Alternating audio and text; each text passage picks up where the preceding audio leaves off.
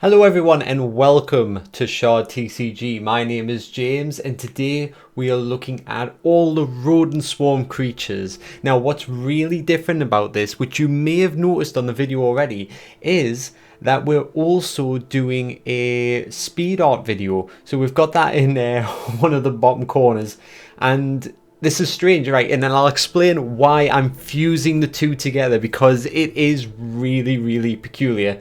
And I've never done this before. Basically, I'm addicted to rats. I love drawing rats for some reason, okay? And I just wanted one more rat, just one more rat for the next set.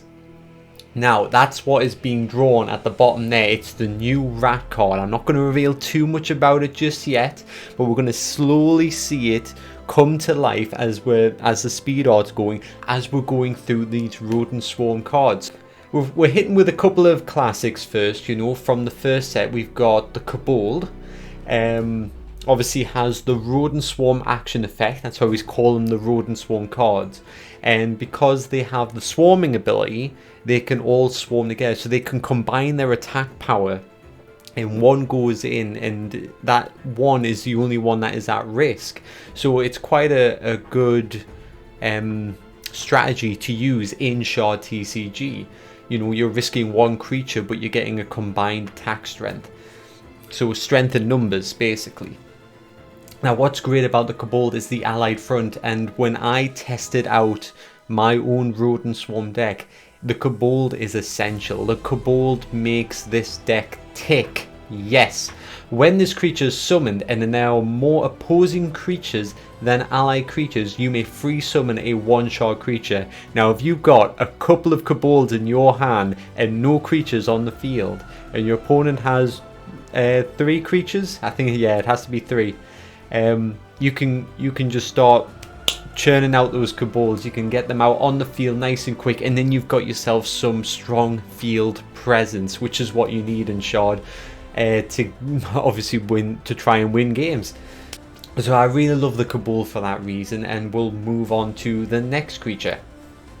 Now, the next creature is also a creature from the first set, the Origin set, and that is the Ramon, the Chaos Rat.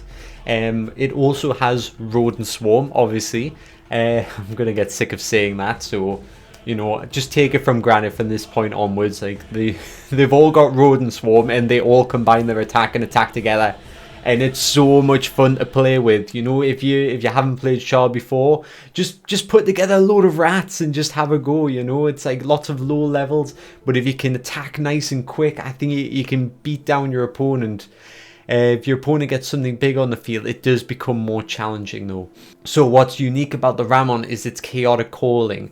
When the state of the field shifts, you may free summon one creature of the same species as this creature to the field. So when it says species, it's meaning another creature with Ramon in its name.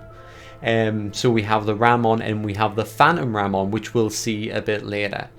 And the way to state shift, if people haven't seen, is there is an action effect where, like the swarm effect is, if I get my mouse there, we have the swarm effect here, that would say state shift in certain attacks. So the Ramon doesn't have this ability. It needs to use other creatures that have state shift, or spells that would allow state shift to then use its own effects. So, you know, it requires a little bit of that give and take from other creatures, but when you get it right, oh, does it work? It works. It's beautiful. I definitely suggest having Ramons in your deck if you've got the right chaos creatures to make the Ramon just, you know, churn away. Okay, and next up we have the Colacolo, which is a subspecies of Kabul which is found on ships. Now, what's unique about the Colacolo is, first off, it has a block instead of a swarm effect, so that's very handy to have. So he's a bit more of a defensive unit. He doesn't counter with the other rodent creatures with its chromatic return. Also, we have Cleansing Aura, and now this is powerful and it seems situational, but if you combo it with certain creatures, it's not as situational as you would think. So when this creature attacks, remove 1 wound and 1 weakness from the adjacent creatures. Now obviously you have to come up against poison type creatures or fire type creatures that would inflict wound, or perhaps shadow type creatures or acid type creatures that would inflict weakening. Which means this Kabul put in any deck could be handy, but it is once again situational. You know, like how do we get the most use out of this? Well, I'll show you the next card here and it'll start to make some more sense.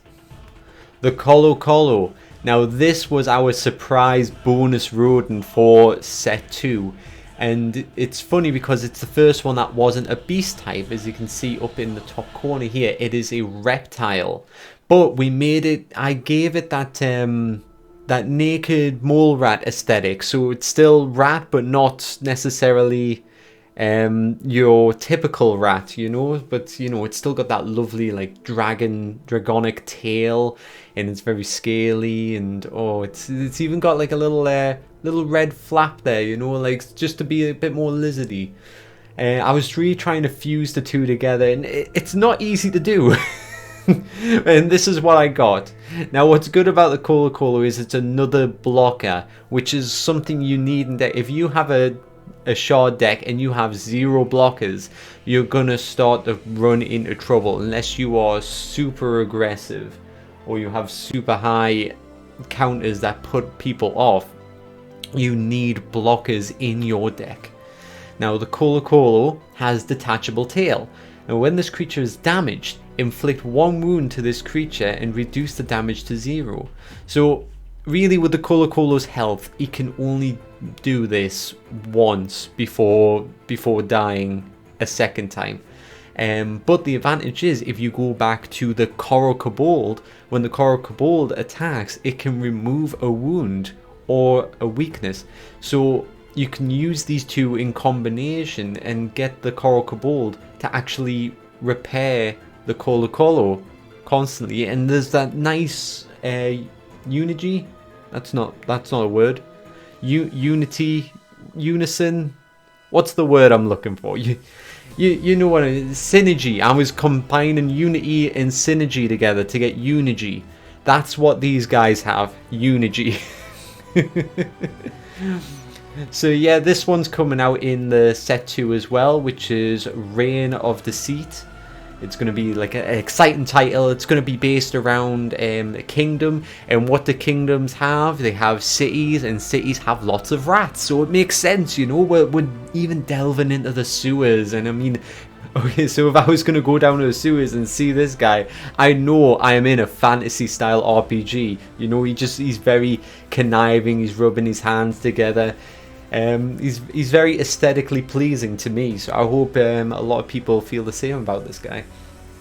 Okay, and next up we have the Phantom Ramon. So we're going back to beasts, and what's different about the Phantom Ramon right now is that it has stalk instead of a chromatic return or a block, so he's a little bit different. He's got his own brand of counter.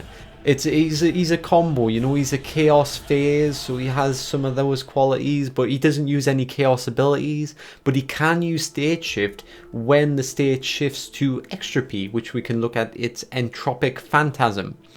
When this creature uses an action, Entropy, this creature gains Fear. Extropy, this creature gains State Shift. So we've already covered State Shift with the other Ramon, and when the state shifts, that Ramon can then summon another 1-shard creature, which is quite good.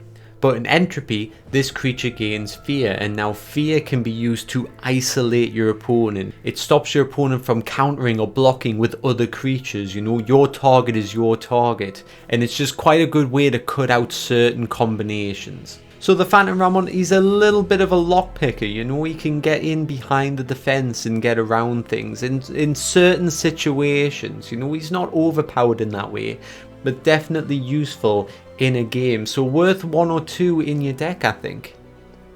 Okay, so we're almost at the end, guys, and we have the Ninkling, the first 2-shard creature with Rodent Swarm. Now, what makes the Ninkling so special is that he is the Lord of Rodents. You know, he's a champion, which means you can only ever have 1 on the field. He's got a massive 5 health, which is strong for a 2-shard, though his attacks and counter are a bit underwhelming. It might even be worth upping his health a little bit more. But, you know, we're going to test them out a bit. You know, we're not making any drastic changes right now. Speaking of drastic changes, we actually have adjusted Load of Rodents a bit. So, you know, I'm contradicting myself here. So, now we've got all creatures with Rodent Swarm deal +1 combat damage. Now, this was a suggestion on the Discord by Hugod. Hugod was saying that perhaps it should target Rodent Swarms instead, so we can bring in the Colacolo into the mix, because prior to that it used to be target all 1-shard beast creatures. Now this was good because then you could put the Ninkling in any type of beast deck, but a lot of beasts are stronger than 1-shard, so it doesn't really quite fit, and it didn't fit with the name Lord of Rodents, which is what Ninkling is. He is the Lord of Rodents, so we couldn't change that effect. So we're going to give this a go now, and this is the first effect that targets an action effect.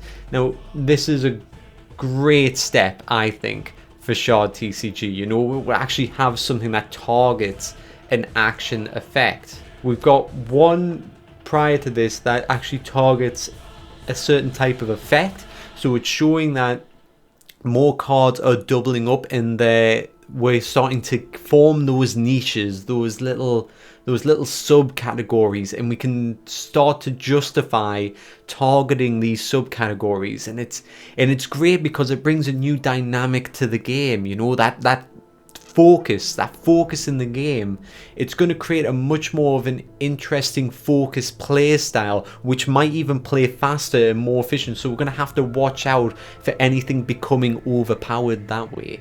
But we'll see how Ninkling goes with the Rodent Swarm. He does basically become the powerhouse of the rodents. You know, he's got the higher health, so he can withstand about 50% of attacks.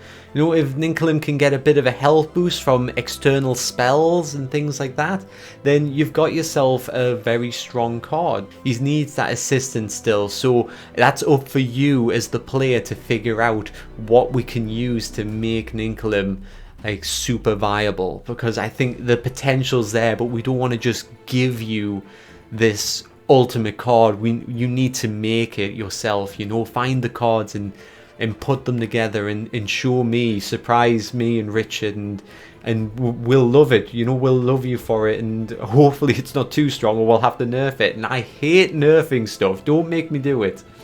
Okay, so here he is, the finished product, the Nanka. He's an undead rat, so he's not even covering the beasts as normal, like as most of the rats do, besides the Colacolo, which is reptile. We now have an undead rat.